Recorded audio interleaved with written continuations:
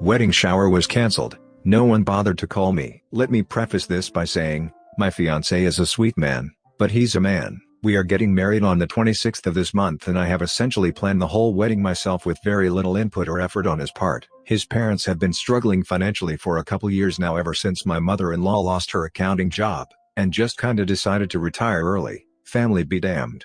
She cleans houses on occasion, I think. Their financial problems were so great, that they decided to take out a payday loan in my fiancé's name. Him and Dad have the same name. Dad knew his social. Didn't bother to tell us that either. They did this despite having a couple rental properties they probably could have sold, and two older, more well-to-do children who probably would have lent them the $2,000. Dad pays the interest on it, and has maybe taken $500 off the principal in 2+ years.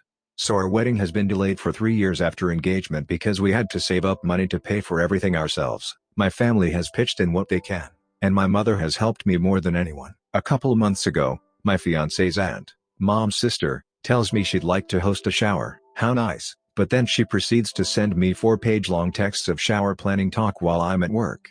Several times, she asks for the addresses of all my friends and family. I explained that my mother just had hip surgery, and no one else could really drive the distance easily. Plus my aunt was hosting a shower for everyone back home. I really just wanted and expected this to be a family gathering for his side of the family. She wanted to formally mail invitations to everyone I know and I just didn't have the capacity or desire to do that. Maybe that is why it got cancelled? I don't know. Fast forward to yesterday, and fiancé casually texts me to say the shower, planned for this Sunday, was cancelled. I ask why, and he says his dad told him that my mother-in-law blew off the aunt, and now they're mad.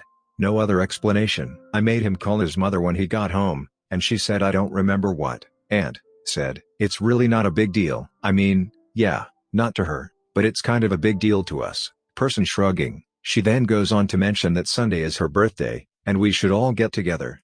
I yelled I'm busy. In the background, she helped pick that date specifically. I even suggested that we don't do it on her birthday. And here it is, the next day, and mother-in-law nor aunt have called me to talk about it.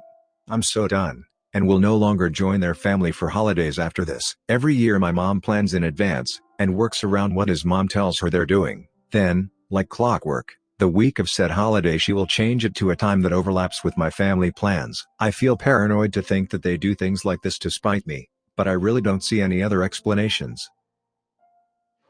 Banned stepmom and dad from wedding. This is about my stepmom I don't like, and never refer to her as my stepmom in real life though. I don't know her that well. Background, I've never been a fan of her because she has always talked bad about my mom. First time she met my brother she introduced herself as the woman who replaced my mom.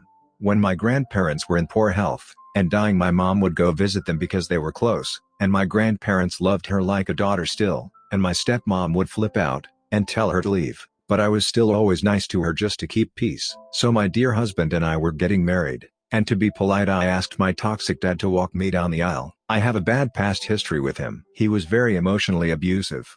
As the time gets closer, and people are starting to RSVP, I get my dad's RSVP, and it shows him, stepmom, and some woman's name I've never heard of. I texted him asking who this was, and he said it was stepmom's daughter. I told him he should have asked me before he invited her. We were trying to keep our wedding really small since we were paying for it all on our own. Next thing I know stepmom is calling me yelling asking if I have a problem and I said they should have asked. I've never met this person, and they don't get A+1. She then screams F you swine which I yelled back to her, and hung up. She then starts texting me saying that my wedding isn't worth going to anyways. I have happily been no contact with them both since. I was nervous they would show up to my wedding just to cause drama. Thankfully they didn't show. Also, I'll add that her daughter is a grown woman. She has children of her own. She isn't a little kid that needed to come with. Husband broke no contact with mother-in-law last night and I learned who I'm married to. TLDR my husband is a freaking prick, and 90% of what I've been dealing with is his fault. My husband broke no contact with mother-in-law last night. I don't know why. For the past month, she has been calling in upwards of 12 times a day. He responded to her text, and they got in a 3-hour fight over text. It was very enlightening and I finally learned a few reasons why my mother-in-law and her family are convinced that I am a raging piece of crap. 1. While I was pregnant, I started to feel like my husband wasn't mature enough to handle being a father and I was considering leaving him. I told him this, and that I didn't think I wanted to have a baby with him. The original outcome was that mother-in-law had somehow gotten in her head that I was having an abortion. The reason she thought this? My husband called her crying and literally told her that I was currently at the clinic getting an abortion. 2. The morning of my gender reveal ultrasound, I got up at 6 a.m. to go find out what I was having, and then I was heading to work. I had no cell phone because we were freaking broke and I worked 12-hour days. My husband didn't go with me because he didn't feel like getting up. He didn't have a job at the time. He just didn't feel like getting up, so he didn't get to find out what we were having. I wasn't able to call him because I didn't have a cell phone, so he called sister-in-law A, and told her I was keeping my daughter's gender from him. 3. After I had my daughter, I had horrible postpartum depression. He would call his mother, and sister-in-law A, and sister-in-law B, and tell them I wasn't taking care of the house, wasn't taking care of the baby. He refused to get up and change diapers. He didn't help clean or take care of anything. We got into a horrible fight because he wanted to go bowling and I was exhausted. He started screaming at me about how I'm lazy and I never want to do anything, and all I do is lay around this house, and he works all week, and he's tired of never doing anything, and I slapped him. Yes, I hit him. I don't feel good about it. There wasn't really anything I felt good about at the time. He called mother-in-law and told her that I beat him. I'm not justifying that I slapped my husband, but by this point, a lot had happened with mother-in-law. Calling her and telling her this was throwing gas on the fire. She called CPS, she tried to have my daughter taken away, and she told everyone I was an unfit parent and I needed to have my daughter taken away. Meanwhile, I was completely alone, unemployed, with a premature newborn, and horrible postpartum depression. My husband, meanwhile, is acting completely innocent in all of this.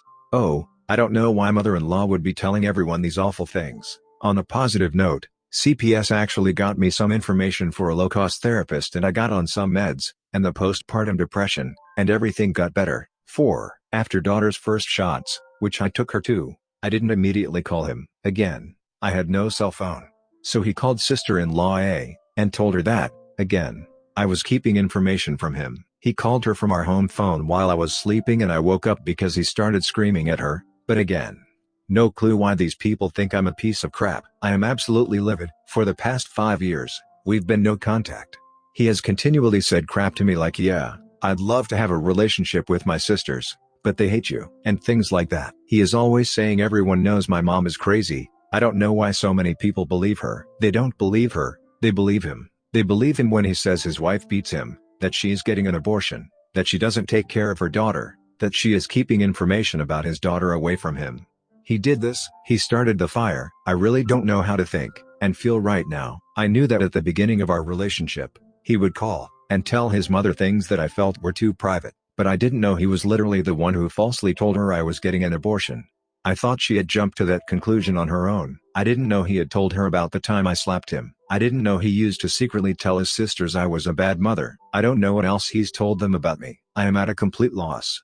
I am not excusing mother-in-law and the sister-in-law behavior. They might have been fed this information, but they made their decisions too. They were all parents. They had all experienced the stresses of newborns and postpartum depression. There is no excuse for their behavior towards me, and the levels they escalated this to. There are certainly a lot of things mother-in-law has dreamed up about me that weren't put there by my husband, like she is convinced that I sleep with a pillow with my ex-husband's face on it, WTF, and that I am mad at sister-in-law A because her husband called me the wrong name. What? And she's pissed at me because I laughed when she wanted me to name my daughter Lauren and I didn't. Maybe this happened. Honestly don't even remember, but I really don't know where to go from here either. My husband was the one who set the events in motion to destroy my reputation with his family. It's no wonder they hate me. I had no chance. To them, I'm a lazy abusive spouse. He is still trying to tell me that he was brainwashed, and he had no idea how they would react. But he has always maintained his mother was awful, and they've never gotten along. I feel like he did this on purpose because he wanted them to react this way. I feel justified in that feeling based on what I know about them. I really think our marriage can't come back from this.